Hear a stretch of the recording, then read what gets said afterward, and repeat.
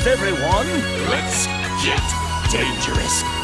This is so cool. I know. It feels so right. Jake Sealy. I'm sorry, who is this? Nice try, Moonman. Pretending not to know. Earth's greatest mastermind. You just made the list. I thought you said that was a myth. Just because it's a myth doesn't mean it's not true.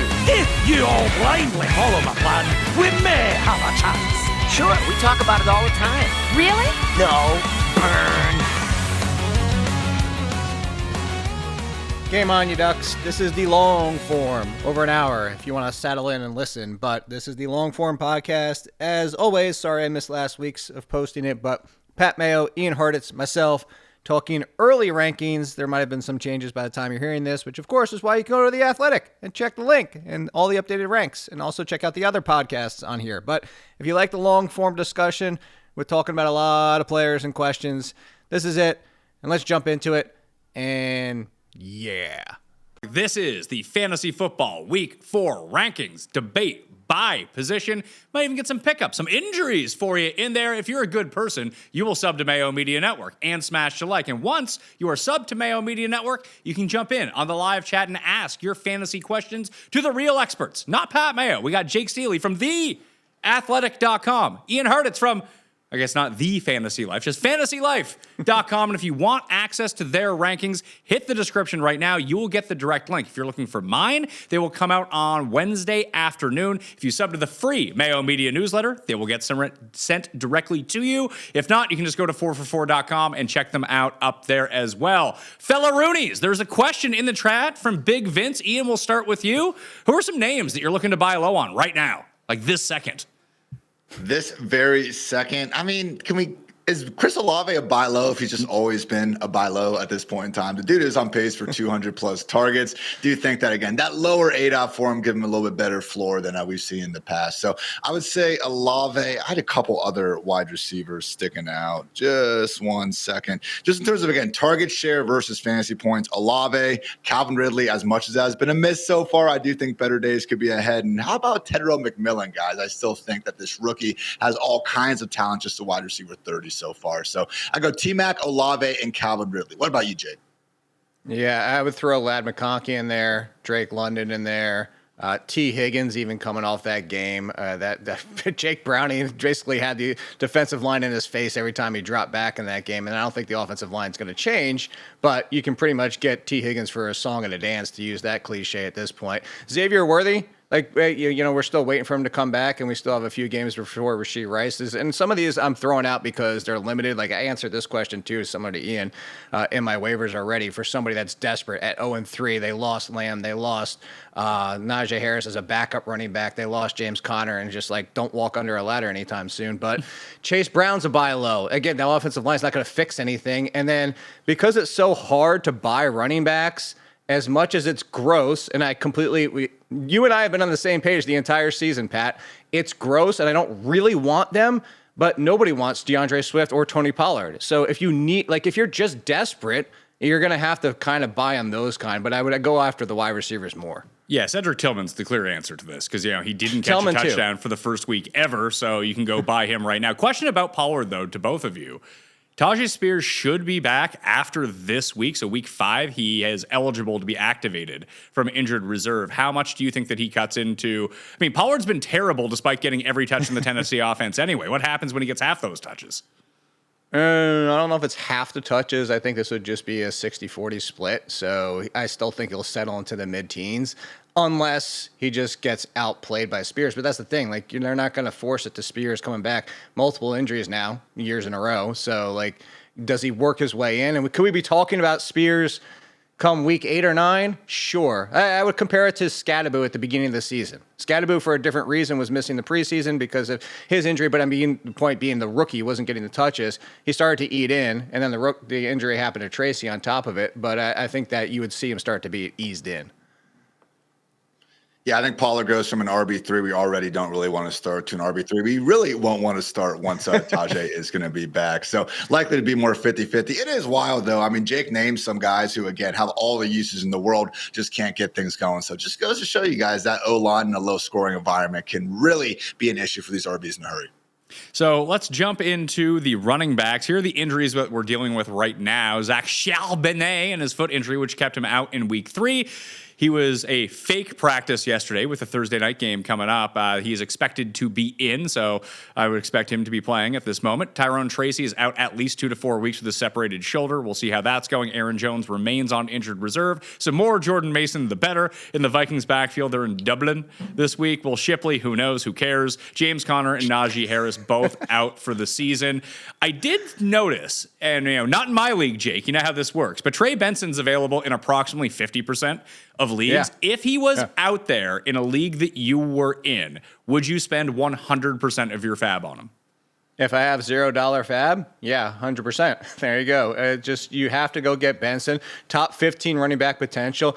I went so as far as to give people like the names. So first of all, he's number 1 in my waivers because of your point. Like he's still somehow out there in 50% of leagues. Like everybody behind him, he comes first. I would drop Pacheco for him. Like, that's how far I'm going with this. Like, Pacheco, stop. We're done with this. Like, and I know, of course, Pacheco could get a touchdown next week, but there's names that, like, if my worst running back, now, of course, make trades, but if our worst running back is Nick Chubb, DeAndre Swift, Tony Pollard, like, I'm making the swap. We're talking about a top 15 running back. Yeah, I mean, I would like to think you don't have to drop those guys. You should have a worse option on your bench, but 100% fab for someone like Trey Benson. I think you can argue he's an RB1 the rest of the way in the same mold as a Murray and Hampton. Yeah, I think that would make a ton of sense. So let's get to Ian's rankings. Again, fantasylife.com is where you can find them, or just hit the description. You can get the direct link to them down there right now. Number 1 is Christian McCaffrey. He have 3 yards per carry, but 300 touches a game. So that works out well. Bijan, Jonathan Taylor, James Cook, the third at number 4. Derrick Henry, Jahmyr Gibbs, A-Chain, Saquon Barkley, Josh Jacobs, Kyron Williams. That's 10. You stop me at the circle of trust here, Ian. Kenneth Walker at 11, Bucky Irvin, Omarion, Hampton, Trey Benson, Jordan Mason, Travis Etienne Jr., Cam Scattaboo at 17, Ashton Genty, Alvin Kamara, Chuba Probably Hubbard. about right there-ish. You can talk about, again, Kamara and Judkins and Javonte, but, man, still do have some tough matchups going on there. For the record, too, I was making these with the assumption that Charbonnet would be out, so Kenneth Walker would be much more in that low-end RB2 conversation. So where do you think that you would drop him to, just off the top of your mind? I would play Benson ahead of him. I would play Mason ahead of him. I'd probably have him that ETN range. I think that's about right. I think Javonte Williams, Quinshon Judkins, Kenneth Walker, probably about that similar spot. Again, it'd be nice if Kenneth Walker is going to be leaned on as the more featured back, but that's not what we saw even in that week 2 performance where he just managed to get things going a little bit more. So again, guys, really is a situation where good for Walker for falling into the end zone twice, but not so sure that 2.6 yards per carry necessarily earned him this, newfound workhorse role. Where would you drop Kenneth Walker to here, Jake, or would you just keep him at number 11? No, I would move him behind the circle and trust, including Chuba Hubbard. The workload was different because they were waxing the Falcons. Like, that's just one of those things. You bring up Hubbard all the time. That workload is something I would trust over Kenneth Walker with Charbonnet. Like, Charbonnet was miserable, and it was right before, of course, the injury on top of it, so that changes a lot of things potentially with Walker being the new lead, but Charbonnet was still the lead in that game where Walker vastly outplayed him. I just don't trust the Seahawks. That's the issue. So I'd put him at 20 right behind Hubbard because I trust Hubbard's workload even against the Patriots. And then you're into the Javonte Williams in a bad matchup, Judkins situation, and all these other questionable workloads outside of Chase Brown's just in a miserable matchup with a miserable offensive line. But I would put him at 20. Who are the run defenses, Ian, that you're actively trying to avoid right now? And this worries me about my main man, Chuba Hubbard, this week. Fortunately, he can get himself going in the passing game. But the New England run defense has just been eliminating running back yardage. Yeah, we've had 5 defense giving up less than a half yard before contact per carry. It's kind of the best way we can try to measure, again, the impact of these run defenses and then the offensive lines. So the Browns are actually in the negative, which is absolutely crazy. Myles Garrett and company are eating opposing RBs alive right now. You mentioned the Patriots. They're up there as well. Packers, Commanders, and Raiders. So Raiders, one of those defenses where, again, I think you can actually throw the ball a little more against them. But on the other side of things, guys, we have the worst offensive line in the league in terms of rush yards before contact per carry in the Raiders, and they're facing the worst defensive line in the Bears. So it really is, a movable force meeting a, stoppable object, I guess we can say, in this matchup. Please, Ashton Genty, one time, man, can we get something going? So there's 2 questions about Genty in the chat right now, trade-wise, and I'll start with you. Genty for Hubbard, Genty for Judkins? I wouldn't know. No. No, I still prefer Genty. I just wish they could throw him the ball a few times, guys. Like, do we really need to see Dylan Lave on 2-minute drives? Do we really need Zamir White on 3rd and long situations? That's the part that pisses me off the most, man. Well, yeah, no, the Genty. Sorry, I was going to jump. The Genty. He's only one of 2 running backs, so he was one of 2 last week with Stevenson that had negative yards before contact average. This week, he's still one of 2. It's just Stevenson moved out, and now it's Chase Brown with him. So who do you think is better fantasy-wise the rest of the season? Like, if you had both of those guys, who would you continue to trust a little bit more that you would want to hold on to? Like, if we talk about buy low target, I know that you mentioned Chase Brown. I think you'd have to throw Genty onto that list too, but compare them side by side, Jake. Which one would you rather have rest of the year? Genty. As bad, like, just because... I mean, the entire backfield. I don't think Taj Brooks is coming for Chase Brown, but he's not averaging 3 yards per carry. Samaje Perine, or barely just at Samaje Perine. The offense can't get anything going because the offensive line is miserable. And I'm not putting this all on Jake Browning's shoulders, although some of those decisions and the interceptions were on his shoulders. But also, the defensive line was on his shoulders. I think there's a little bit more hope for the Raiders' offense with Geno. And like I had to, I'm not an offensive line guru by any stretch of the imagination, but just watching, I feel like the Raiders are just a little bit better than the Bengals at this point. And also looking at some of the teams that they have to face, it's bad for the Raiders. I think it's worse for the Bengals.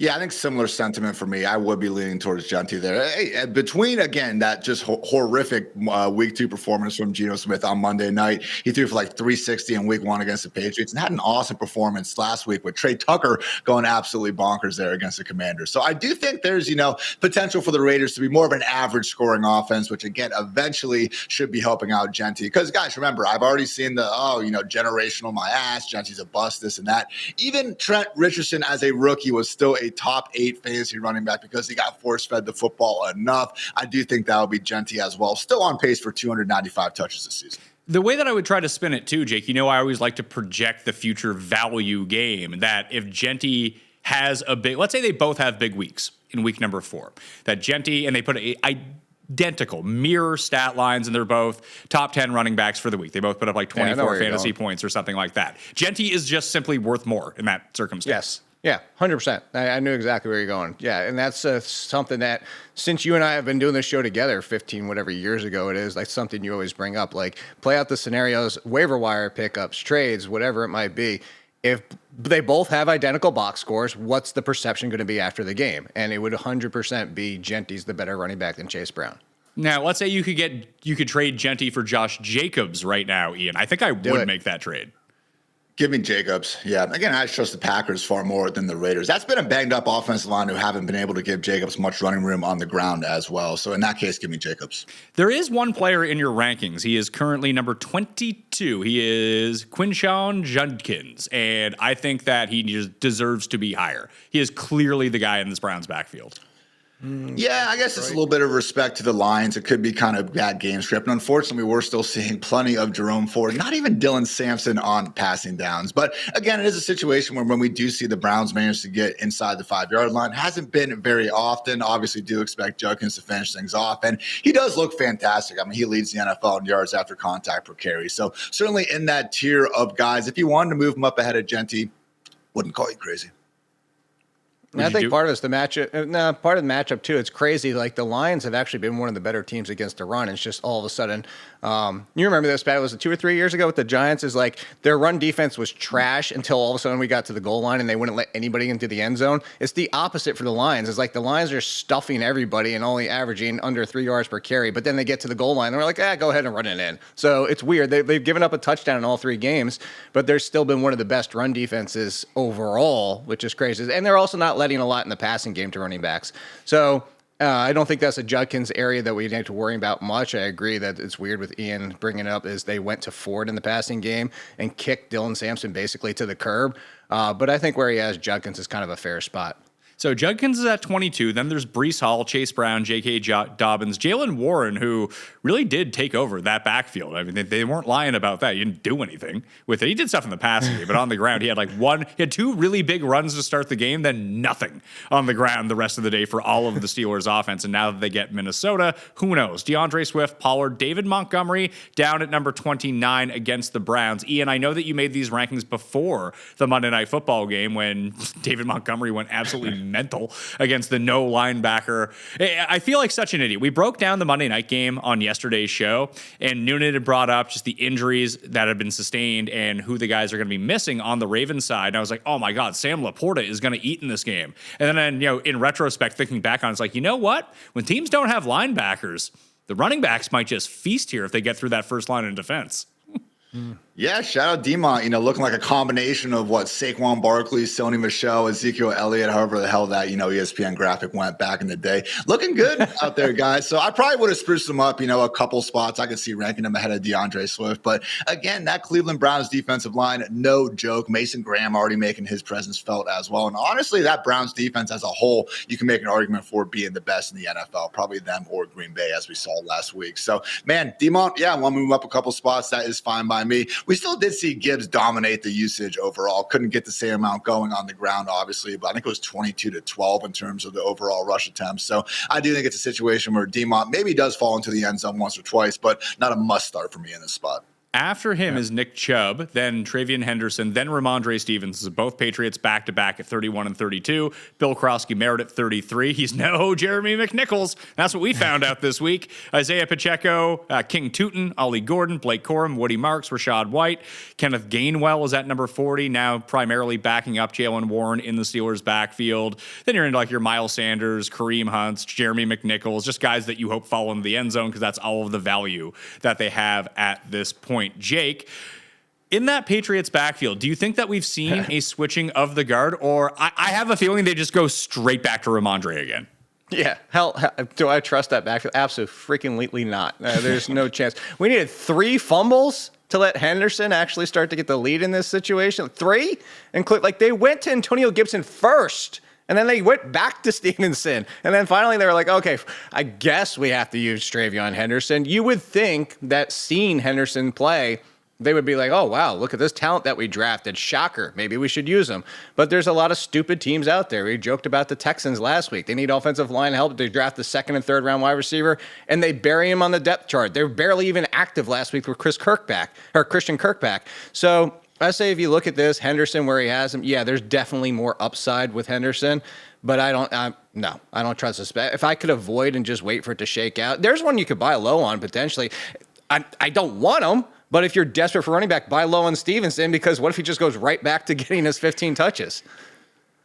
Yeah, between the Patriots, Commanders, and the Chiefs, they are really the 3 most muddled backfields at the moment. At least Kansas City is kind of more of a 2-back situation. Brashard Smith only getting a few gadget touches per game. But it's tough to trust Pacheco when every time they do get inside the 5-yard line or in a short yardage situation, they go right back to Kareem Hunt. Obviously, that offense not exactly lighting up the scoreboard, and a tough matchup this week against the Ravens. We'll see again if they get a little bit healthier, as you brought up, though, Pat. So, yeah, Washington, New England, I'd still put my chips in the long term on Henderson and Bill Krosky Merritt, but it's really tough to trust either right now, and that's why they're not even in the top 30.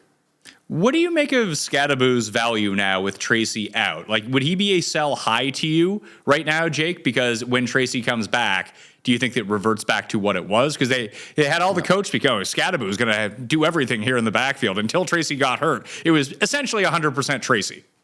Yeah, it was. Well, Scadaboo was sprinkled in. I would compare it to the Patriots, is that we really can't trust what they're doing. And it might be a matchup situation where you could look back at last year's Steelers and say that maybe it's going to be when they're in the lead more, they trust Scadaboo more, or we just don't know right now. But we have 2 to 4 weeks, as you mentioned. Scadaboo came into that game. He ranked top 5 in possibly any metric you could find: yards after contact, yards per touch, receiving, blah, blah, blah. You can go up and down the list. And he ranks top 15 for the season despite splitting time with Tracy. So you would think this is the opening door that you need for somebody who's what they drafted him for, just missed the majority of the preseason. I would take Scadaboo over Tracy every single time.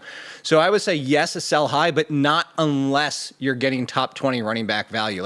And I know that might sound aggressive, but running backs are already starting to disappear. Running backs are a value in trade chips. And then there's the upside that what if he just keeps the lead? And I do think Tracy will be involved when he comes back, but what if he keeps the 65, 70% of the lead and Tracy's just sprinkled in?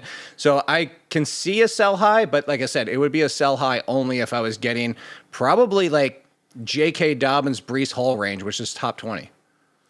Yeah, I'm pretty pumped just to have Scatterbo on the squad. Also, is there a more fun running back just to watch out there right now? Jake mentioned, again, some of these advanced metrics. He Ralph Wiggum's everything. He's going to die out there.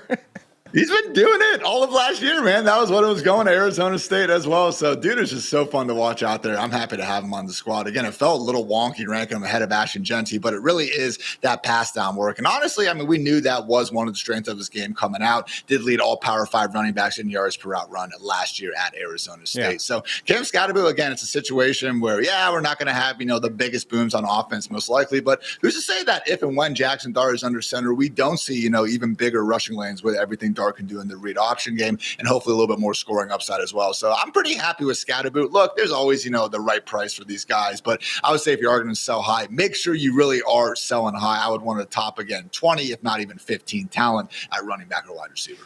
One running back that we talked about some of the buy lows, and this one's not going to be sexy because you're not going to trade for him and play him immediately. But Jake, I do think that Woody Marks is really establishing his role more and more every week in that Texans backfield because Nick Chubb just doesn't look good at all. So eventually they're just going to turn to him, I think.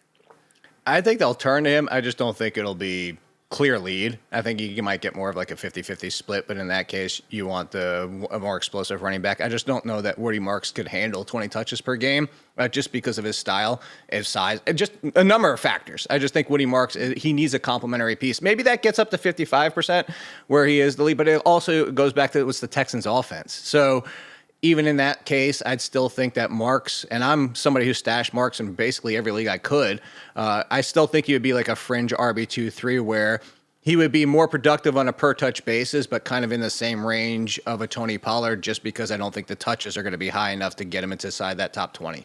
Reminder I feel like that's pretty good, though. Sorry, real quick, Pat. Pretty good relative to the other guys like out there on the waiver wire. The only other people I want in more leagues than not are the Blake Corums, the Ray Davises, kind of the pure handcuffs of the world. Marks could take this over. I mean, Dario Ngubwale's out of the picture. Damian Pierce is out of the picture. Is Joe Mixon even alive? We haven't gotten an update on this dude in how long at this point. So Pat said it, Chubb, outside of that nice touchdown at the end of week 2, that maybe they actually just let him go ahead and score on. Really has looked like Marks has been the better RB. So I do think the Texans are a bad team. Should be, in comeback mode more games than not. I do think that is going to fit Mark. So, no, he's not going to be this 25 carry guy on the ground. But again, he is my number 1 RB waiver ad of the week in more leagues than not. Would you trade Jamar Chase for Tet McMillan and Ashton Genty? No. If I'm 0-3 and I need to start taking swings, yes. But if I'm sitting 3-0 and I've survived, no. Although I do, it's a nice value, but I feel this is kind of more of it depends on where you are in your standings. If anything, at the same time, you're making that deal, I think you might be able to do a little bit better than Genty. Yeah, I think it's actually one of these rare trades where it's seemingly pretty fair to both sides. Yeah. But at the end of the day, I'd like to come away with the best player in the trade, and that still is Jamar Chase.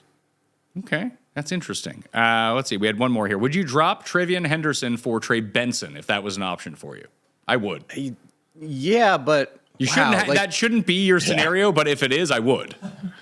Yeah, I think some of depending on when your waivers run, overpay. This is what I think people don't do enough. Also, overpay in a trade. Send a 2-for-1 where it's like, man, this sucks. I don't want to give up this much, but you're dropping talent anyway. So even if it's not Henderson and you trade 2 other pieces just to free up that spot, it's better than just letting free value go out there to waivers. Yeah, I'm doing that in a heartbeat. If you have to, okay? I wish you have, a wide receiver 6 or a backup QB, but yeah, Trey Benson over Trevion for sure. Coming up after this, we're going to get to the rest of the positional ranks. We're going to be taking more of your questions, not start sit, because that's what the rankings are for, and you can just hit those down in the description. But what I need you to do is smash the like for this episode, and don't forget, you can watch all of this on demand after the fact on the Mayo Media YouTube channel or on Apple, Spotify, wherever you get your podcasts on the Pat Mayo Experience. Right after this, we'll be talking wide receiver rankings. Stay tuned. Now that I'm old, I've had to come to the fact that I just don't bounce back the way that I used to. I don't wake wake up in the morning feeling normal. And now that football season has started, that is absolutely unacceptable, because I got work to do in the morning and I got kids that are waking up. It's no good. But that isn't a problem anymore because I found ZBiotics Pre-Alcohol. The ZBiotics Pre-Alcohol probiotic drink is the world's first genetically engineered probiotic, invented by PhD scientists to tackle the rough mornings after drinking. Here's how it works. When you drink, alcohol gets converted into a toxic byproduct in the gut. It's a buildup of this byproduct, not dehydration, that's to blame for the rough days after drinking. Pre-alcohol produces an enzyme to break this byproduct down. Just remember to make pre-alcohol the first drink of your night. Drink responsibly, and you'll feel the best tomorrow. Go to zbiotics.com/PatMayo to learn more and get 15% off your first order when you use PatMayo at checkout.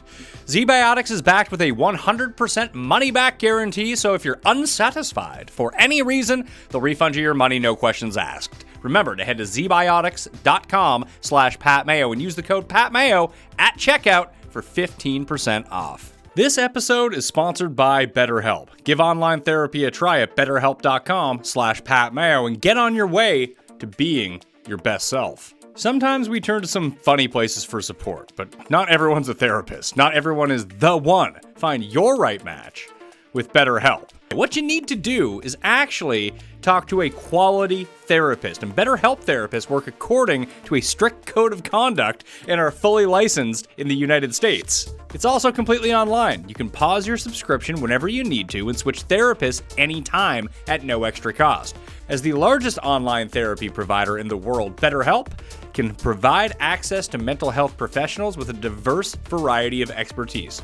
Find the one with BetterHelp. Our listeners get 10% off their first month at betterhelp.com/PatMayo.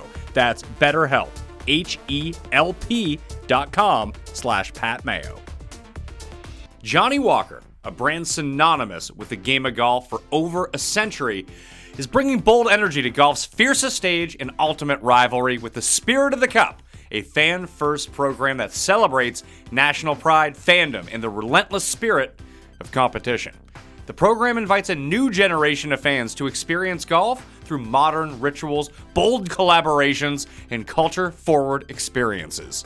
Leading into the tournament weekend, Johnny Walker will bring the Spirit of the Cup tour to the streets of New York City from Wednesday, September 24th through Sunday, September 28th. As a part of Johnny Walker's commitment to making golf straight up more fun, the experience is open to the public, offering golf lovers and inspiring golfers to chip their way to glory while sipping signature Johnny Walker cocktails.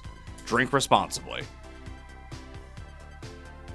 We are back. Wide receiver rankings from our good friend Ian Hartitz at fantasylife.com will be up on the screen the entire time we're talking here. Plus, you can get his entire list down in the description. Additionally, you can get all of Jake Seeley's rankings down in the description and mine in the free Mayo Media newsletter and for free up on 4for4.com. So you can just go compare them all if you like. Additionally, I got a 50% off code for you for all of the 4for4 premium products, especially Sharp Stack for projections, rankings, prop bets, spreads, whatever it might be, and it's all sports. You can get it. Go use code MAYO50 right now at 4for4.com. Get a free 7-day trial and 50% off the monthly if you want to go do that. Ian, your wide receiver rankings shouldn't come as a shock to anyone that Puka Nacua is coming out on top right now. He's been the best fantasy receiver per game.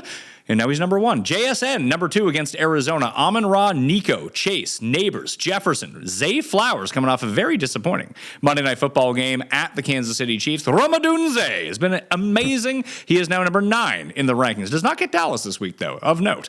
Emeka Egbuka without Mike Evans around at number 10. Garrett Wilson, A.J. Brown, Tyreek Hill back up to number 13. Devontae Adams, Cortland Sutton, Ricky Bullets at number 16 against Jokesonville. You got George Pickens, Tet McMillan without CeeDee Lamb around, Drake London, Jacoby Myers, DK Metcalf, Ladd McConkey, who? That's about where the circle of trust is. And by the way, again, I got by the Monday Night Football fairies. Zay Flowers will be a few spots lower every freaking season with this guy. As soon as I feel good enough to, again, bump him up into the wide receiver 1 ranks, he puts one of those duds forward. So it's a crowded offense. Obviously, Rashad Bateman got his. So not exactly, wouldn't be happy him outside the top 20 or anything, but certainly would be fine bumping the Roma Dunzes and the Mecca Bukas of the world a little bit higher. So here's what we got for injuries right now, Jake. CeeDee Lamb's probably out 2 to 4 weeks, maybe even longer with a high ankle sprain. Mike Evans probably not playing this week with his hamstring injury. Chris Godwin could play this week. We'll wait and see how practice goes for him. McLaurin, we don't know yet whether or not this quad injury is serious or not. Wednesday's practice should tell us a bit of a story on that. Alec Pierce sustained a concussion. He's probably not going to be in. I'm guessing Juwan Jennings is going to be back for the 49ers. If he played 2 weeks ago, missed this week, that week off should be enough to get him back in, especially with Brock Purdy likely to return in week 4 as well. Josh Reynolds, who knows, who cares? Xavier Worthy, probably going to be in for the Chiefs, but wait and see on that one. Xavier Legette missed last week with a hamstring injury. Hamstrings do tend to linger, so maybe not this week against the Patriots. Noah Brown, no one cares. And then the big one here over in Ireland, Jake, the man who suffered from Dom Toretto syndrome, Jordan Addison, is eligible to return at wide receiver. Wow. Which just made me think of that GIF or that video that Ian put out earlier today from, what was the guy's movie? What the heck? Aim for the bushes. They aim for the bushes with The Rock and Samuel L. Jackson, which never thought that would be in my head this morning. The bigger one I want to go back to is I think we almost kind of need a flow chart for the Buccaneers because we're assuming Mike Evans is out. So if it's Mike Evans is out but Godwin comes back, I would expect him to be eased in, which means it's Igbuka and then we don't really want to start anybody else, maybe Godwin or Shepard if you're desperate. But if Evans is somehow back out there, then you really only trust Igbuka because you have the injury risk of Evans, and it's not going to matter that Godwin's. So if there is no Godwin, though, and no Mike Evans, then Sterling Shepard, I'd probably put him in a wide receiver 4 range. I still wouldn't trust him that much. We've done this before with Shepard. Shepard's limited, especially at this point of his career. But where he has Igbuka, assuming there's no Mike Evans, and forget the Godwin part of that, but you can see why it's kind of a flowcharty situation. I think where he has Igbuka is quality. My only concern would be if there is no Mike Evans and Chris Godwin's limited coming back, the Eagles secondary can hone in on Igbuka, and that's a tough matchup. I hope we at least get Tristan Wirfs back in that Buccaneers offense because that has been the problem. Down 3 starters on the offensive line. We haven't seen the booms coming from the passing game the same way. I mean, Baker hasn't even hit 235 passing yards in a game. So if it is going to be centralized enough with Igbuka, I just think that volume is going to win out. They can get in some screens and stuff like that. But yeah, man, really has been a situation where outside of a few just awesome connections from Baker to Igbuka down the sideline, saw it last week, saw it on those 2 touchdowns in week 1. A little bit of a, underperforming Buccaneers offense. Again, I would like to think the offensive line is going to get going, but Bucky Irving's another one of these guys. I know we're talking wide receivers, but can the man average 3.5 yards per carry out here? Really has been tough sledding in Tampa. Going down the rankings a little bit more after we get to Drake London at number 9. Would you consider Drake London still reliable at the moment, considering Penix can't throw it to anyone? No, I think that's why I think it's a buy low. Yeah, I think this is a buy low. You want to talk about somebody throwing them under the bus. Ike Hilliard got fired for them, the wide receivers coach, which I got to think Ike Hilliard is we're going to remember him 50 years from now, but it's not like he was a slouch in the NFL. It's not like Ike Hilliard's some of these random coaches that are coaching out wide receivers out there. So they threw him under the bus. It's why not the offensive coordinator? So I put that all to say is there's something off. They see something that's not working with Penix right now. I'm not going to put it on London. I think it is Penix, as you mentioned, Pat. If you watch the first 3 games, he doesn't look like he did for the last 3 games last year.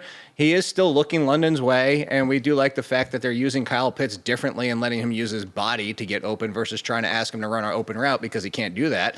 But something's not clicking there. So I would still buy low on Drake London just because the volume, it's kind of like to go Ian's point earlier with Calvin Ridley. It's been gross so far, but you're still one of the highest targeted wide receivers and target shares in the league. It's going to come around at some point.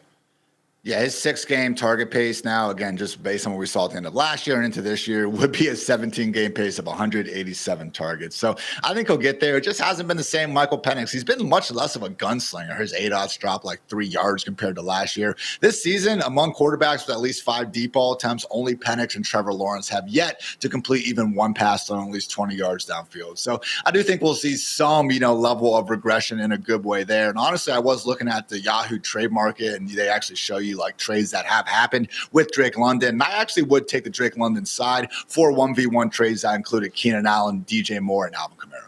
Well, DJ Moore, 100%. That guy doesn't do anything. Well, catch a touchdown. I suppose. Well, I got some trade scenarios for you. I can answer these first two myself, and then I'm going to throw the third one to you guys. Devontae Adams for Justin Jefferson? Yes, get Justin Jefferson. Good trade. Chuba Hubbard and Lad McConkey for Rashee Rice. Should I do it? You want Lad and Chuba Hubbard, not Rashee Rice. Rice is fine. Lad McConkey's probably still better, even though he has the slow start. Here's the one for you guys. Worthy and Franklin combined for T. Higgins. Ooh. I come on Worthy's side. Yeah. I don't know that Worthy, even when Rice comes back, is going to be that much worse than T. Higgins, where you get the free flyer. And Troy Franklin was still the two, like still clearly the two. Marvin Mims was still down at 50-some-odd% of their routes. It's just, this is what happens. I broke it out. I'm not going to be like, oh, look at me at The Athletic. But I broke out 5 wide receivers in the waivers that were right behind. So there was one, Alec Ayumanor was the number 1. And then there was 5 wide receivers, Romeo Doubs, Troy Franklin, Cedric Tillman, and there was like 2 other names, obviously, with them that I'm spacing on right now. But the point is that they're wide receiver 4s. They're a top 2 option on their team, but they're wide receiver 4s. Wide receiver 4s come with 5-point games. They also produce 15 to 20-point games at some point. I think the problem with fantasy is people see the 15-point games from these wide receiver 4s and then think that's the reality and get frustrated when they get the 5s. That's why they're wide receiver 4s and not wide receiver 2s. I like the sound of that. Okay, so going back down the rankings a little bit more, Drake London at 19, Myers at number 20. Then you got DK, Ladd, Brian Thomas Jr., Deebo Samuel Senor at number 24. Jamison Williams, Quentin Johnston, Devontae Smith, Terry McLaurin, Chris Olave, Keenan Allen, DJ Moore, Jalen Waddle. I'm starting to not feel good about any of these names in the 30s again. It was a situation, Where's man. Tillman? Like I got to after Keenan, it gets tough. I got the Packers wide receivers just in the nuts, spot here this week against the Cowboys. So I do think Dobbs and Golden could give us something because again, just the amount of wide open wide receivers that continuously run through that Cowboys defense really is hilarious. But I'm with you, man. And again, I had a lot of these running backs actually ahead of the wide receivers in this range because I do think again they're better flex options with more guaranteed volume. So we'll see what happens. Terry McLaurin had that quad injury. Honestly, I thought he scored a touchdown. I'm kind of surprised they even overturned it in the first place. I thought he was on top of that Raiders player as he was reaching across the goal line. So we'll see what happens there. That's another potential buy low guy, though, because again, as much as Deebo's certainly making his presence felt, once we do get Jaden Daniels back, it's still Terry who's going to be the leader in terms of getting those fantasy-friendly downfield targets. So Terry, and then Chris Olave, again, just with that ridiculous target share going on, he has been more reliable this year. His average target depth is actually under 10 yards now. So again, it'd be cool if he scored a touchdown at one of these days. He leads the NFL in targets without a touchdown, but at the same time, pretty nice enough, nice floor in PPR. Let me do the Pat Mayo here. So, because you have Terry McLaurin in your ranks, where would you move Deebo without Terry? Because I would put him all the way up I would play him in front of Teteroa McMillan. Yeah, that's about right. Him and George Pickens next to each other, Ricky Parasol there. If Jawan Jennings is going to be out again, I think that makes sense. So I think Jennings is going to be back this week. So let's say Jennings is back this week. Would you move him ahead of Ricky Bullets? That being Deebo or that being Jennings? And Jennings. I would play Jennings ahead of Pearsall. I would too, but I wouldn't put him in Pearsall's spot.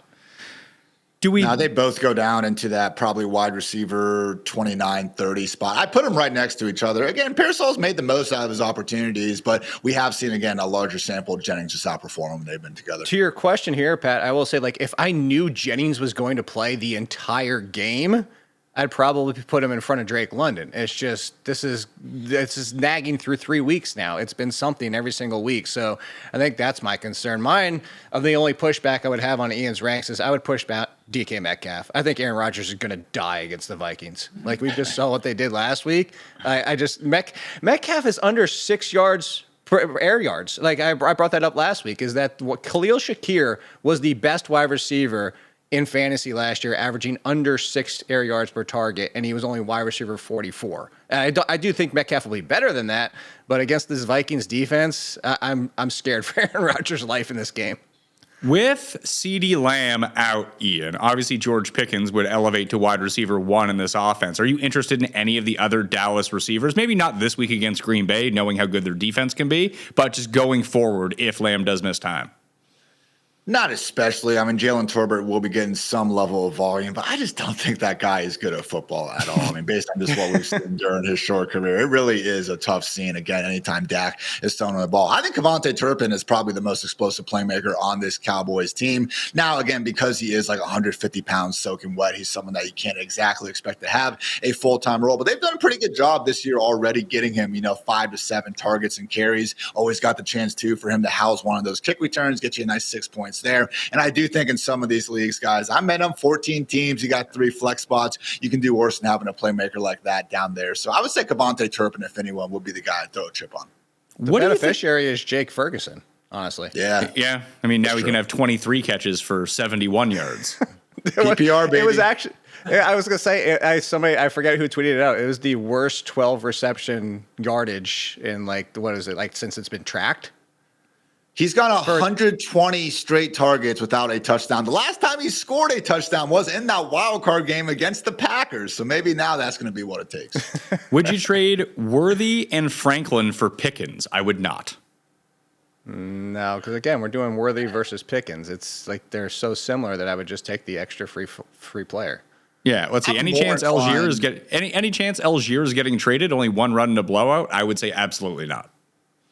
Nah, I doubt it. I don't even know what. Only one run in a blowout. I mean, that was just because they were behind. Yeah. If it was the blowout the other way, he would have had like 12. If Godwin was going to play, let's say we knew that going in right now. Let's say, Tampa Bay has activated Chris Godwin. There's no Mike Evans. Who would you start him over? Would you start him over like Jerry Jeudy or Wendell Robinson? Like I'm just actively not playing Jerry Jeudy, so you can play basically. I almost consider Cooper Kupp, who sucks, over Jerry Jeudy at this point. But like Tillman's way too low. Obviously, Judy's way too high. Like we need to split those guys up. Tillman's way better. Real life fantasy doesn't matter what it is. Jeudy drops 5 passes a game. I need to get Tillman in my Jacoby Myers spot where just for this show, I pushed him up the ranks so I can shut Pat up. And Pat doesn't every single back down. Where does Thornton, where would you put Godwin and where does Thornton rank if Godwin comes back? Because I do think that the one thing that the Chiefs have found offensively is that there is a role for Tyquan Thornton in this offense because he does the one thing that none of their other receivers do, including Worthy and including Rice, that he's a legitimate big body downfield presence. Yeah, I don't think I would be moving Thornton really down, even if Worthy is going to be returning this situation. Again, we saw at the very literal end last season in the second half of the Super Bowl, Mahomes start to get on the same page with Worthy, but more so that second half boom was far more him taking those lower 8-out Rashid Rice sorts of routes. So I'm with you, Pat. I think in terms of just deep ball targets of 20-plus yards downfield, Thornton has an NFL high 11 on the season. Like only Malik Neighbors has more air yards than this guy. Chiefs wide receivers and the team just combined only has 4. So I think Thornton's role is actually pretty safe and here to stay. And accordingly, man, boomer bust, wide receiver 4, maybe in the right matchup, wide receiver 3. I think he'll stay for him. Yeah, I would put him in that wide receiver 4 conversation I was talking about before, but until Rice comes back. That's because now it's going to be Rice and Worthy, and now he's that boomer bust wide receiver 4, which you can go back to the Nate Washingtons and even Westbrook-Akina from last year. Like all these options where it's going to happen. And in a 14-team league that like Ian was talking about before, he probably slots in as your wide receiver 4 because you're just going to take that ceiling, but it's going to be even more sparsed out than it was before. And it's going to be almost impossible to predict when those games are going to happen. So you have to understand, I want Thornton. And Thornton was in basically, I think he was like 7th or 8th in my wide receiver waiver rankings. He would be higher if Worthy or Rice wasn't coming back, but we're probably getting Worthy this week, if not next. And then Rice is a few weeks away from coming back from suspension. So it's just the matter of he's going to fall to number 3 as a wide receiver. And as number 3 wide receivers have shown, it's almost impossible to have. I'll give you a better comparison. He's Rashad Bateman once they're both back. Obviously with bigger downfield threat. Well, that's the thing. Like, I think he makes an adequate, low, even if he's the number 3. It's not like yes, on Sunday night he was used as their, wide receiver 1. But realistically, on this pecking order from the weeks that we've seen, sometimes he is the wide receiver 3 already. That I don't think that his role is going to change all that much, even when Rice and Worthy do come back. Maybe, if it's only downfield targets that we're concerned about, which we are, I don't see those guys stealing those from him. The only thing that we would have is maybe those other 2 guys get open so they don't have to jam it down the field to him. No, but it you could have be significant annoying. Snap share. concerns. Yeah, it could be annoying if we see Hollywood Brown continue to stay involved and then Taekwon all of a sudden becomes a part-time player. That would be the issue. I hope they just get Hollywood Brown's corpse out of here and they actually go with Rice, Worthy, and Thornton. I do think that would be in the best interest of their football team. But yeah, it becomes a little bit iffy. I think in the near term, though, even with Worthy back for these next 3 weeks before Rice, yes. I do think Thornton deserves to be prioritized a little bit more. Is Trey Tucker a real guy or just once every 2 weeks? Like 2 weeks a year, I mean. So we should have known this because he did the same thing in week 3 last year. So it's just Trey, week 3, there you go, boom. He's the new Sammy Watkins, except you do it in week 3. He was the same thing since week 3 last year. He was out there average 90% of the time, which he is out there average 90% of the time this year. He's their number 2 wide receiver. That hasn't changed. It's just the fact that he's getting a few more targets this year. But this is still Jacoby Myers. This is still Brock Bowers. So this is what I said in my waiver piece is that if we do think Brock Bowers is the Brock Bowers we've seen so far, which is not the Brock Bowers from last year, it's somebody who's going to end up being a big disappointment for somebody who stayed healthy in fantasy, is that, yeah, Trey Tucker could be a wide receiver 4, but does Bowers bounce back? Because then Trey Tucker still being the number 3, it's just going to be inconsistent. He's a wide receiver 4. Put him in the names with Romeo Doubs, with Cedric Tillman and all the rest. But understand, like, his role hasn't really changed. He's just seen a few more opportunities this year because Bowers is struggling out of the gate. Should we put any sort of belief, Ian, into Parker Washington's 11 targets on Sunday? Nah, I don't think so, man. He was racking up again these unrealized air yards and stuff. But at the end of the day, you would like to think this Jaguars offense is going to get going through BTJ and Hunter. But guys, I came up with a new thing this week, all right? They have the Mendoza line in baseball, 200 average. We need the spike line in football, okay? That is the passer rating that you get for spiking the ball into the ground. It's 39.6. The only 4 wide receivers with the passer rating when targeted under the spike line, BTJ, Travis Hunter, Jerry Jeudy, and Xavier Legette. Get it together, Jacksonville. Come on. Here, I'll give you one more. More fantasy points than Trevor Lawrence so far.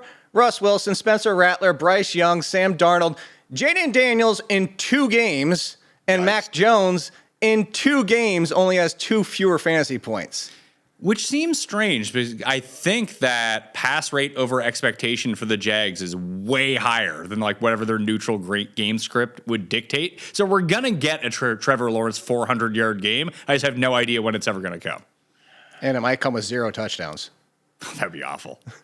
And we can't even trust him at the goal line. Which running back to give it to at this point?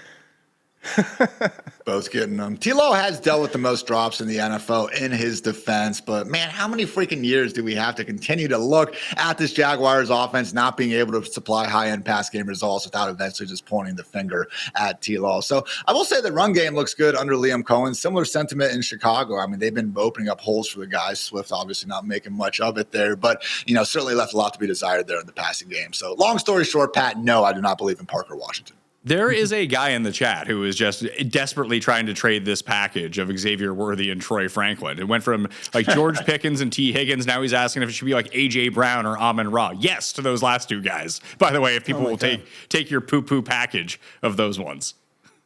He's doing the problem of what everybody tries to do. And I want this player, and I want to give up these players. What can I get? It doesn't work that way. Lee did mention, and this is something I did want to bring up, if you're looking for flyers to start, Torrey Horton looks pretty good for the Seahawks. He's finding ways, like even with the kick return last week, scored the touchdown the week before, he's finding ways to get involved in this offense. And they need someone who's not JSN to catch a ball. And that's why I would actually, if I'm looking for upside, I would take Torrey Horton over Trey Tucker. Because if I'm looking for pure upside, Trey Tucker needs an injury to be the consistent 2. Like Brock Bowers, even like I said, even if Brock Bowers is completely like mediocre this year, there's still 3 options there with your boy Jacoby Myers. The difference with Horton is we have 2 bad games from Kupp and 1 good one. The Seahawks could actually look at this and even say it's not even the bad games, but let's keep Kupp healthy, only run him out there in 3 wide, 11 sets, and Torrey Horton becomes the 2. So similar to other like running backs where we talk about situations like they don't need the injury to potentially have the ceiling to surpass the person in front of them, Torrey Horton's in a situation where you could say he doesn't need an injury to become the number 2 for that team. And if he is the number 2, then stock up there. So there are names I have in front of him in the waivers, including Tucker and Thornton and stuff like that. But his path is that he could just play himself into the number 2 role going forward. Question for you, Ian. If Christian Gonzalez returns this week for the Patriots, and that's a big if based on the way his hamstring has been going. Let's say he's back and they stick him on Tet McMillan. Then we would like Tet McMillan less. There's probably not going to be a Leggett. Jatavion Sanders is out with a high ankle sprain. Who would stand to benefit the most on the Panthers if they have to funnel passes everywhere? Is it Renfrow? Is it David Moore? Is it Bryson Tremaine? Or do we care about any of these guys? No, I think it's Renfrow. I mean, he's only 1 week removed from that 2-touchdown game. Probably going to be, the runner-up for comeback player of the year behind Daniel Jones. So we'll see what happens there. But I think it would be Renfrow. We still got at least, 1 more week with Jalen Coker on the IR. So he would honestly be another guy where I know in a bunch of my deeper, skank leagues where the waiver wire pickings are slim, I have seen a lot of Jalen Coker, being left out there. He does profile as the second best wide receiver on this team once he is good to go. But yeah, for this week, I would say Renfrow's a pretty good call. If anyone out there would like to be a hero, smash the like to this episode right now. If you got questions and you want to get involved in the chat, gotta be sub for any length to Mayo Media Network. So please go do that now. Let's talk tight ends because we got some tight end injuries to run through. Michael Mayer suffered a concussion against the Commanders last week. He's probably not going to play. I just mentioned Jatavion Sanders. He's out multiple weeks with a high ankle sprain. Isaiah likely should asterisks return for Baltimore against Kansas City this week, where he couldn't keep it. It's a foot injury because he couldn't keep his foot in bounds in week 1 last year to win that game against the Kansas City Chiefs. Colston Loveland has a hip injury he did not return from last week against Dallas. Evan Ingram didn't play last week. Neither did Will Disley. And George Kittle's probably out at least 1 more week, probably more. So when we get to Ian's tight end rankings for the week, once again, half-point PPR, you got the only man who's healthy in the world, Trey McBride, at number 1, and caught a touchdown. Who is this guy? Brock Bowers at 2, although he's still banged up, has not looked good since sustaining that injury. Tyler Warren, Tucker Kraft, Jake Ferguson at 5, Jawan Johnson, Sam Laporta, Travis Kelce, Zach Ertz, Dalton Kincaid. Then you're into Pitts, Njoku, Fannin, Hunter Henry, Hawkinson, Dallas Goedert, and he of 2 touchdowns last night before you made these rankings, Ian, Mark Andrews. I know. As soon as we put Andrews on the bench, he just decides to absolutely ball out and do his thing. So good for him. And now with Isaiah likely coming back, it's obviously going to be shrinking that. But knowing Mark Andrews, probably it won't stop the guy. So again, it is pretty rough in terms of like where we would draw the circle of trust line. I'd say probably only after Jawan Johnson. I'd like to include Sam Laporta, but there's so many, capable mouths in that Lions offense pause that I do think it's a situation where he's tough to rely on quite as much there. So really is just a 6-person, race, I would say, for the top right now. That's where I would go to. I'd probably bump up Goddard against Tampa Bay, Jake. That's about it. I guess if you want to bump him up, you don't mean the circle of trust, right? Just no. I just mean would I rather play Goddard or Njoku right now? Probably Goddard. Yeah. I can see that. Njoku's been getting targets. He actually has 18 targets. He's got 5, 6, and 7. Is that the math right? Yeah. So I think it's not that order, but he's getting the targets. He's a fine kind of mid-play and half PPR, but I mean, that's just what that situation is when you're splitting with Fannin. So I only bring that up because people are like, should I drop Njoku? And it's like, for what? It's tight end. Like, if you want to chase Chigakonkwo, cool, whatever. I want to ask you, Pat, though, if you were still doing worst place, would Mark Andrews now be the holder of the Jared Cook worst place? Because he feels like he should be. Oh, yeah. With no way I would own Mark Andrews or ever start Mark Andrews. Just, it would be maddening. Jared, tell the people what happened to you. Dropped him this week because of Ian's rankings. They were so low. He was so low. Okay. I drafted him because he was so high pre-draft. He looked so good. Yeah, dropped him immediately. Thankfully, I picked up the Cowboys tight end Ferguson. That was okay, but it is. He had 2 receptions for 7 yards in the first 2 games. I'm not blaming you, Ian. It's okay. This is the tight end problem. That's what I'm here for. I'm 0-3. Yeah. It's fine. Not a big deal. Other ones I'd look at down this list, like if Evans is out and Godwin is banged up, it's like every other week that Baker decides to throw to Cade Otton, so maybe against Philly that could be a look. John has been okay. Brenton Strange was 6 for 66 with 7 targets. He has like the highest ADOT of downfield targets of anyone on Jacksonville right now, which is just really strange. So like those would be guys that I'd bump up. Like I'd play those guys over Chig and Andrews.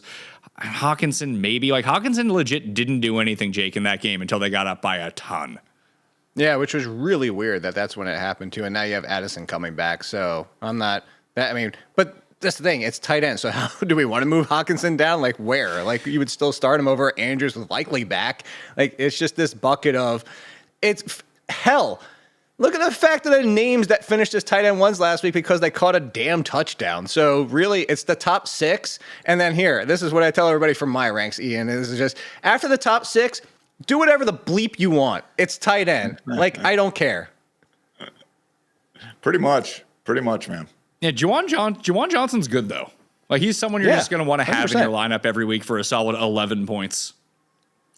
Especially for as long as Foster Moreau and Taysom Hill stay out of the picture. Both guys are on IR. So I'm not saying that we should be, selling high or anything like that because I think his role is going to be mostly here to stay. But, Spencer Rattler experience obviously took a step back. I do worry a little bit if we see him go from Rattler to Shuck. Maybe things aren't going to be as reasonably okay as they have been so far. So I get a little bit worried with expecting it, for the entire season with Juwan. But definitely so far so good.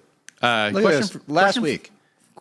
Tight end ones, Chigakonko, Jack Stoll, Drew Sample, John Fitzpatrick, and then by a half point just missed being a tight end one, the host of the late show, Josh Oliver. Oh, wow. I remember Cuss was freaking out because he started Hawkinson. He saw Oliver catch that touchdown. He thought it was Hawkinson. Then he started celebrating, and then it wasn't. I'm sorry. I'm just picturing separately like that's the T celebrating and not because he realizes how bad things are. Well, that was the Eagles thing for all those years. Ertz and Goddard, you could never tell who actually caught the ball until you heard the announcer say it. So yeah, man, too many teams with 2 white tight ends out there. So here are some questions, some tight end related, some not tight end related. Would you trade Pickens for McLaurin? I would. Yes. I think I prefer Pickens. Pickens kind of reeks, man. He's got 68 yards and a touchdown in back-to-back weeks. Do you hate fantasy points? Listen, he doesn't get to play the Bears and the Giants every week, man. Yeah, that's part of it. He's got the short-term window. I would take the short-term over the long-term. If you know your league is super active in trades, actually, that's where I would agree with Ian in the fact that, like, if I know I can have Pickens right now and I know I could sell high in 2 weeks when people are overreacting in my league, then I would do that. But I would rather have McLaurin for the rest of the season. I think we saw it last year. Even without Debo, Terry had 120 targets in 17 games. Like him and Pickens are going to have pretty similar targets. I'll take the short-term peak when we're comparing them. Thoughts on this trade? What side do you like better? Do you like McConkey and Karen Williams, who might be someone else? Who knows? Put those two together and trade them for Gibbs and Judkins. I like the Gibbs and Judkins side. It's a good trade. Like pretty even, I would say both sides. By the way, so much for. Yeah, so much for Blake Corum taking Kyron's job, huh? They're going to feed him 20 touches per game into perpetuity, guys. Stop it with this. Thank you. I don't know why we have to bring this up every damn week and every damn season. It's just like, it's so ridiculous. Look, I will say that one really comes down to a team makeup because the best player is Gibbs, but the other side has the second and third best player, and then Judkins is the fourth. And it's not a huge gap, but we lose Jake? I'll take the Gibbs side all day long. Okay, Jake is back. Good news. Keenan Allen and Mark Andrews for Garrett Wilson? Yes. Yeah. Yeah. Wide receiver 6. How about that? It's funny that, remember I joked before the season that the Jets would be better with Tyrod and they might bench Fields? I don't think they're going to do it, but they should. How good did Fields look in week 1? And then we say, oh, that was nothing. That was the real Fields in week 2. He's a roller coaster, yeah, but guess what? Roller coasters have some highs just like Justin Fields does sometimes. Yeah, but if I have fantasy guys, if I have Garrett Wilson, I want Tyrod playing quarterback. You know what pisses me off, though? Because Tyrod was doing nothing in that game until the fourth quarter, which is fine. But, I go through this and I go, oh, does Tyrod suck? And then I'm forced to remember the NPCs that the Jets are trotting out there next to Garrett Wilson. We're like hopeful that Josh Reynolds could get back. Allen Lazard caught a touchdown last week. Arian Smith is still getting targets. Like, would it kill you guys to have a reasonable wide receiver, too? I guess we'll never know. Go trade for Jaden Higgins. The Texans aren't using him. Do you like Isaiah Likely if he does play this week? I'd probably give him a week. I don't want Isaiah Likely, period. Again, it's tight end, do whatever the hell you want. But he's going to have 4 good games. You tell me when they're going to happen, cool, you can start him. Is Hunter Henry too low at 14 against Carolina? No, because Hunter Henry is Hunter Henry. Yeah, but I mean, just look at someone that, like, what makes him markedly different than Zach Ertz?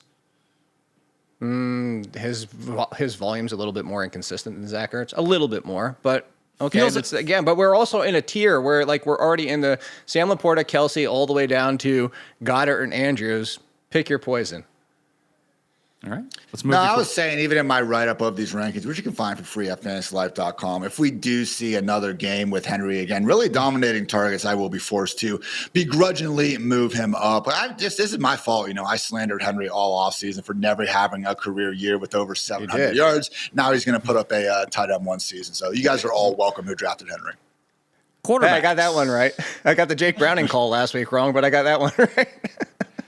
Quarterback rankings this week, obviously. Jake Browning is starting again for the Bengals. Jaden Daniels, questionable. I'm guessing he's not playing. I'm guessing Justin Fields is playing.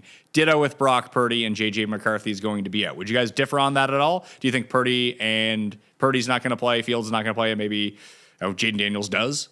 Fields has till Monday night. I feel like he can progress through the protocol by then. I hear you on Daniels. I would lean, especially after Mariota played. I feel like when teams see the backup quarterback actually go out there and win a football game, they're more likely to maybe give it an extra week.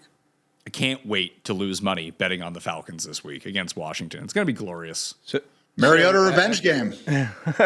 I love that what Ian said there, too, is this is kind of telling when it comes to running backs and even backup, I put that in quote, wide receivers, is that when the backup option is playing significantly well, like really good, and they bring the other player back, that tells you it's pretty much ready to roll. So that's why I want to bring that up in general. So that I would say that if they do bring back Daniels this week, there's not going to be limitations on Daniels' game.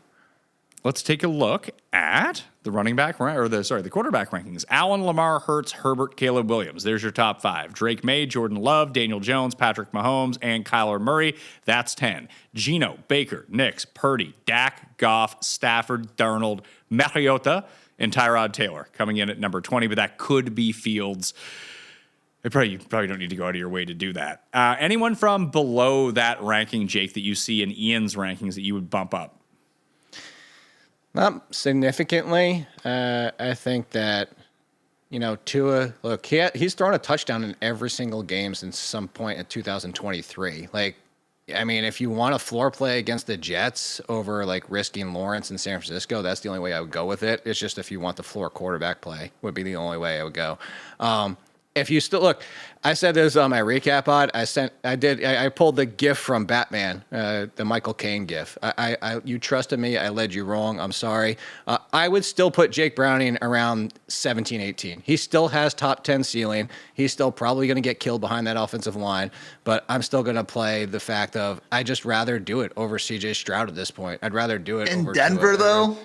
I don't care. Again, what is CJ Stroud going to do? CJ Stroud at this point, CJ Stroud looks like, and this is a CJ Stroud supporter saying this, he looks like the version of a quarterback in the NFL that if you have a good offensive line, you're going to look great. If you don't, you're trash. And that's true of a lot of quarterbacks. The difference is you still need to look good when you have a bad offensive line or questionable weapons. You need to take that next step forward. He hasn't done that. He has the one good rookie season, which he didn't even throw a ton of touchdowns, but he had time that year. The last 2 seasons, a season and a half, I would risk Browning over Stroud. I would risk him over Bryce Young only because it's Patriots, and definitely against Penix. Penix has looked like trash. So I would put him in kind of like the Tyrod range. Like Tyrod's floor, ceiling's Browning. Even if it goes wrong, it's just the ceiling. I can't get with you on that one in Denver, man. I just can't do it. I said this is boom or bust. I'd rather play garbage time Flacco in Detroit. No, there's probably going to be a lot of garbage time for Browning in this game. Yeah, I got Flacco that low just because of the potential for him to get yanked at this point. He's been really bad this year. And honestly, the fact that he has been so bad and we've still seen guys like Fannin give us something, Cedric Tillman catching touchdowns more weeks than not, and Judkins doing his thing, it actually makes me feel like maybe if we do go to Gabriel or even, Shador Sanders at a certain point, we can see these guys somewhat keep on keeping on. Because again, I would have expected far more success through the air for Flacco. We were talking in August about how he freaking was leading the NFL in passing yards per game in his actual full starts. Just hasn't been the case so far this year. I believe he still is leading in passing attempts. Is he? Oh, man. He was. I mean, I kept betting his over for the first 3 weeks, and it hit each of the first 3 weeks. I think he's been in the 40s every single week. I'm going to look it up right now because now I'm super curious. I think Dak leads in attempts, so Flacco's probably up there. Let's see, Flacco, he only had 36 against Green Bay, and that was a game where, They should have he's just tied. He's tied with Dak at 126. 45, 45, and 36. So 36 was his down week. Like if you just need volume, bad volume, Joe Flacco's got you covered. In you that see sense. who's number 3 and 4? Bryce is up there, right? Because of that 55 attempts in week 2. Yeah, he's 4th. Spencer Rattler's 3. I can see that. I mean, they're the only team in the NFL who has yet to have a possession offensively where they've been winning a game. And So he's sad. got more fantasy points. He's got 7 more. He was playing some all right football before last week in his defense. I think they had going back to week 18 of last season. The Saints had 3 straight games where they at least had a chance to, tie or take the lead on their last drive. So they were like, a somewhat competitive bad, and the wheels obviously fell off in Seattle. So we'll see how things go. This is where we open the floor to everyone. If they do have questions, you put them in the chat right now. You smash the like while you're here, too. If you're watching, help us out. But you need to be a sub to Mayo Media Network in order to get them. If you're looking for any of our defensive ratings, mine will come out on Wednesday. Sub to the free Mayo Media newsletter down in the description. The only one that I was thinking about that's widely available if you want to beat the waivers if you're in a deep league defensively, Jake, is the Patriots. I had the Patriots. Yeah, I had the Patriots on my list. I'm like trying to think of. There was I had the Titans as well. Like if you're super desperate against just anyone against Houston, I think is a pretty good My start. 49ers are ruined. Nick Bosa done for the year, so now we got to get back in these streets. I think the Patriots are a pretty good call. You're going to have to figure out something for literally next week because they face the Bills. But even after that, okay, right now they got the Panthers, the Bills, that sucks. But then it's Saints, Titans, Browns, Falcons, Buccaneers, Jets, Bengals, Giants. I mean, again, the Patriots, that was always kind of I wanted San Fran, and then it was the Patriots and the Cardinals behind them. So hopefully they get Christian Gonzalez back, though, as you said, Pat, because the past he hasn't been good so far. No, Yeah, I have for this week. I have the Chargers and Seahawks, and then the Patriots against Carolina. On the flip side of that game, Pat, the Carolina defense has actually been playing well, getting interceptions actually in every single game, and they get the Patriots, and then they get next week Miami with Tua. Like this is like super deep. This is like if you really need to roll the dice, but we are talking week 5 where bye weeks are already in check, and then we're talking next week if you're looking ahead. Colts, Rams, Seahawks, if they're out there, it's going to be kind of thin. Their defense is good. Yeah, is it good or bad? Oh, that's bad. Not as bad as last year's.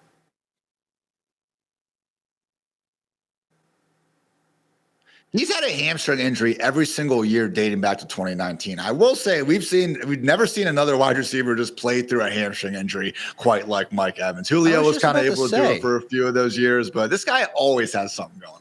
Multiple weeks might be 2 then, because he only missed 3 last year?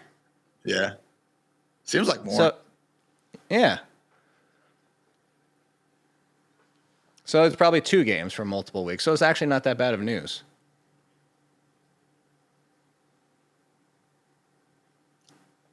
Jeremy. Let's see. So he misses the Eagles and Seahawks, comes back possibly for the 49ers. If not, at worst, he comes back for a game in Detroit. Before, who were I mentioned like who were the toughest run defenses? Who were like the really bad O lines besides Vegas? It was Vegas, Cincinnati. Houston, Cincinnati, the Raiders. The Packers are up there too. Josh Jacobs has had an overwhelming amount of his rush yards after contact. I sent out one yesterday. It was again like this: the percentage of rushing yards that were after contact for these guys. The running backs who are north of 90%. Josh Jacobs, Quinshawn Judkins, Chase Brown is like over 100%. So is Ashton Genty. Marion Hampton, the Chargers, they haven't had a ton of success going. Obviously, has some injuries there as well. And then also the Pittsburgh Steelers. I know we were talking about Jaylen Warren not getting much going on the ground, and you are right. But really, again, you look at those rush yards before contact, it has been rough there. But shout out to Jaylen Warren anyway, guys. Jaylen Warren, Bijan Robinson, only 2 running backs in the NFL, leading their team in rushing and receiving. Well, that was the one I threw back at you too, and I know you made the threshold 100 rushing yards, but if you included Stevenson at 87, 100% of his yards is after contact because the Patriots line isn't helping there either. Here are some questions. Where would Daniels rank if he starts this week? Would he be ahead of Caleb Williams, behind Justin Herbert? Would that be a good spot? He'd be third for me behind Lamar Jackson and Josh Allen. Like I said, I go back to if they're going to risk him, there's no reason not to just go with Mariota for 1 week. So that means he's ready to go. Yeah, third or fourth. Let's see. What could I get back for Derrick Henry? Oh, you need to be a bit more specific than that. Anyone better than Derrick Henry would be a good trade. Superflex League from T. Hamilton, former British Open champion in 2003, Todd Hamilton asks, I need one to start. Sam Darnold, Aaron Rodgers, or Cam Ward? I would start Sam Darnold. PFF's number one highest graded passer this year. Give me Darnold. And the Arizona secondary is still super banged up. Yep. B Guy says, I have Garrett Wilson. Congratulations. Good pick. And I can trade him for Jamar Chase or CD Lamb at the moment. Which one should I take? I'm 3-0, and I can afford to wait on CD if that matters. Chase, because he's not hurt. Is RJ Harvey cooked at this point? Would you drop him for Charbonnet at this point? I would not. I'd for wait. Charbonnet, yeah. You would drop him for Charbonnet? I'd wait on him to see if he can overtake Dobbins, because I just don't think Charbonnet is going to overtake Walker. I think it already happened at the beginning of the season, and then Walker is a ticking time bomb for injury too. Yeah, split like that. I just don't think Dobbins is going anywhere unless he gets hurt. I do think Harvey could eventually carve out some more pass time work. They finally got Bidet out of the picture last week, but the problem was Dobbins ended up eating into all that workload. None of it actually went to Harvey. So with Charbonnet, the problem is like he is just a pure handcuff. I know he had, again, a decent enough week one, but you're never going to feel good about starting Charbonnet unless when Walker misses time. So it is close, but I just think Harvey has a slightly better path, a la, a Woody Marsh to actually carving out some standalone value. Do I trade King Tootin for Ramondre Stevenson? I actually would not do that because I think that Tootin's value would explode if there was no ETN. Something happened to Etienne. This is just kind of it for Ramondre. This is who he is. Well, that's going to go back different to Ian's trajectories. point. Yeah, and Ian's point there, like to kind of piggyback off of it, if something happens to Stevenson and something happens to Etienne, or not Stevenson, something happens to anybody in that backfield, like we've already seen peak Stevenson. If something were to happen to Etienne, we would all want Tootin more. A.J. Brown for Jefferson? Who Pork chop sandwiches is offering up these trades? Yeah, take Justin Jefferson. Yes. Jesus. Kamara for Mason? Yes. Like, Kamara's kind of in the Tony Pollard zone. Yeah, I haven't thrown him the ball as much with Kellen Moore either. That's kind of been his biggest problem. Aaron Jones is coming back. They have a week 5 bye. He's coming back. He's going to be the pass catching option. I just think that, listen, we already have an elder statesman in Aaron Jones banged up. That I just think that Mason's you're going to know whether or not you can start Mason or not, whether Aaron Jones is playing or not. And if he is playing and Aaron Jones is out, he's way better than Kamara. He is, but again, he's coming back. Kamara is still an RB2. Do you like PPR scam Chris Olave this week, Jake, or do you like George Pickens? George Pickens. Ian? Pickens as well. I like that PPR scam, though. It's the 2025 Wandale. People are very worried about this Washington backfield. Like, if you had to, is it Bill Krosky-Merritt for you across the board? Like, he's clearly the one that you would want to play, or would it be McNichols, who you can probably still pick up? I think it's Bill. It'll be Bill eventually. That was a sick touchdown run by McNichols. I'm just confused how Chris Rodriguez goes from being a literal healthy scratch, playing behind Bill Krosky-Merritt, to getting the start. First 4 carries. Like, how does that conversation goes? Hey, man, we did not need you at all. But now that Eckler, who doesn't even play your role, is out of the picture. Now you're going to start. Pacheco. He was Pacheco for the game. He stepped into the Brian Robinson role, albeit a lesser version of it. But he was basically Pacheco, as in he's the lead early down, short yards. And that's why I don't want McNichols at all, because, yeah, cool, great run, great play on there. But we're still got 5 touches, 6 touches, and we're going to get that. Maybe if you're desperate. But the answer to what Ian's saying, it is only Ja'Cory Krosky-Merritt. And even then, he's still an RB3 because they're going full-blown committee. This is what the report was that we did on the preseason when the trade happened for Brian Robinson, when Ben Standig said that, again, Krosky-Merritt played 1 game since 2023. They're going to keep him healthy for the entire season and limit his workload. He was spot on about that. More questions. Ja'Cory Krosky-Merritt, DUI boy, Jordan Addison, or Terry McLaurin this week? The answer is McLaurin if he plays. Yeah, 100%. And it's Jordan Addison over Krosky Merritt. I'll take the ceiling, even risking that, because what's Krosky Merritt's ceiling at this point? Without a touchdown, 8 points, if that. Yeah. Yeah, what's Addison's ceiling, though, as the number 2 to Carson Wentz in an offense that has no interest in passing the ball? I know Addison's really good, but, man, like I felt way better when I drafted Addison than I do right now, seeing this offense, again, be run first. And now it's like, okay, do we want Carson Wentz to actually keep the job? What happens when McCarthy gets back under center? Yeah, but he was typical Carson Wentz. What would be your expectations for, there's a dart in your neck when he starts playing? So it took me a second to. I thought like the dart in your neck, man. Like I know. No, it's just like I got the reference. It took me a second to get the reference. That's why I thought you were trying to make a comparison to like a gun to your head. Who do you need to choose? And you were going to give us a toss up. But Jackson Dart, I am Canadian, Jake. Keep that away from me. You're crazy, man. You're crazy. Dan Duggan's report today, like you made it sound like it was going to. Dan Duggan. Yeah, for The Athletic. It made it sound like, by the title of the article, that Jackson Dart might be this week. But he was like, basically, the change is inevitable. Like, okay, like we kind of assume that, but is it going to be next week or whatever? Jackson Dart, are you talking specifically at quarterback? I would probably put him in the Brock Purdy range. Oh, really? Yeah, he runs around. He runs. I think he had 400 yards, like 5 or 6 touchdowns almost every single year as a starter at Ole Miss. So I don't think he's going to be, Lamar or Jalen Hurts or Jaden Daniels level. But he last year, honestly. Yeah, exactly. Like over the course of 17 games, 500-ish rushing yards, finds his way into the end zone 3-4 times. And that's enough to make a difference, again, when you're talking about the more stationary pocket passers of the world. Would you trade either R.J. Harvey or Trevion Henderson for Aaron Jones if you had the IR spot open for Aaron Jones? No. Who else are you adding? So, like, yeah, I'm like, no, unless there's like a significant piece on the waiver wire. Yeah.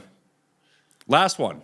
We hope Jones is back in 4 weeks, but who knows? Man, again, he's an older guy with the hamstring. Who's to say he's not going to come out there and just pull it again? I hope not. Fair. Love me some Aaron Jones, but disagree. As someone who's highly invested in Jordan Mason, yeah, if Aaron Jones wants to retire, that's fine by me.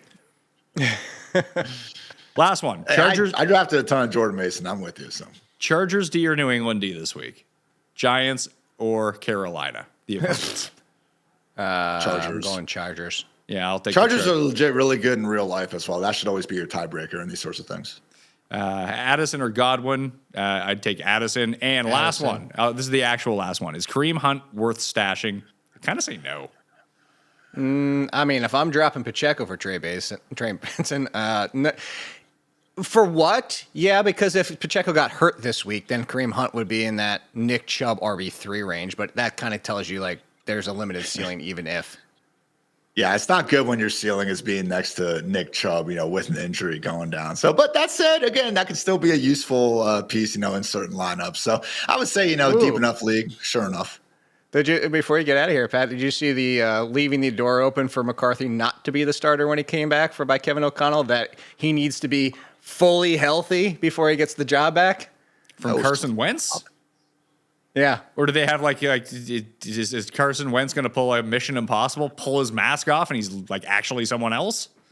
No, it's like the full quote is he's got to get healthy. And then I don't think it's one of those things where it's, hey, he's healthy the night before a game. We're going to throw him out there and say, hey, go figure it out type of thing. So there you go. Yikes. Maybe it's going to be McCarthy.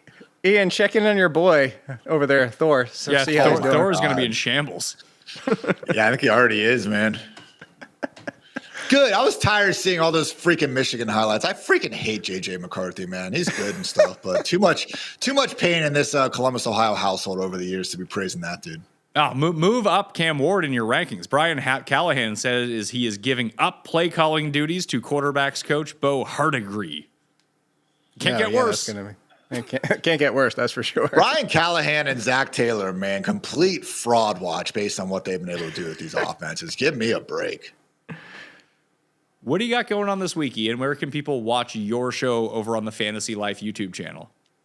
The Fantasy Life Show, you said it, also got podcast forms, all that jazz. We do a Sunday night review that usually goes over 2 hours, Dwayne McFarland and myself. Monday, waivers, Tuesday, utilization, Wednesday, Thursday, previewing the slate. So always answer some start-sit questions as well. Sunday morning for you guys for a good hour. So just trying to get those rosters right. But this is always a fun time, fellas. I appreciate you as always. Yeah, you can get Ian's rankings at fantasylife.com. You can get that direct link down in the description right now. Jake, your rankings come out midnight tonight? Yep, midnight tonight, and include some of the buy lows and sell highs we're talking about, and then the podcast, short versions Monday and Friday, and then the longer version on Wednesdays, and then this one gets posted on there. So if you're listening to this on there, make sure you go over to Pat Mayo and Ian Hartitz and smash those likes over there. That would be very, very helpful. So do that before you leave and sub to Mayo Media Network. Also on demand on the podcast feeds, Apple, Spotify, wherever you get your podcast. My rankings will be sent directly to you if you join the free Mayo newsletter. That's down in the description right now. If not, you can find them up on 4for4.com throughout the course of the week. All right, I'm out of here. Thank you. We're here every single Tuesday morning at 10:45 a.m. Eastern Time. If you ever got questions, if you have more questions, dump them in the comment section. Maybe, just maybe, we'll get around to answering them. But frankly, the rankings do most of the talking for us, so you can just do that too. All right, I'm Pat Mayo. Thanks for watching. We'll see you next time. Pat Mayo Experience! Experience! That's it, everybody. Be back Friday for the injuries and news that you need to know before week 4. Good luck. Goodbye. Till then, yay.